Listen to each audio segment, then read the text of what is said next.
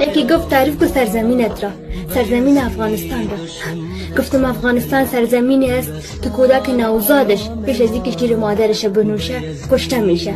گفتم افغانستان سرزمینی است که مادرانش 9 ماه طفل خود در بدن خود پرورش میدن ولی پیش از دیدن طفلشان از دنیا میره.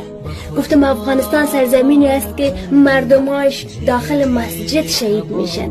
گفتم افغانستان سرزمینی است عروسه که پیش از این به خانه شوهر بره داخل قبر میره. گفتم افغانستان سرزمینی است که نوجوانانش در سردی گرمی مکتب میرن ولی پیش از رسیدن به آرزوها و دفعشان زیر خاک میره.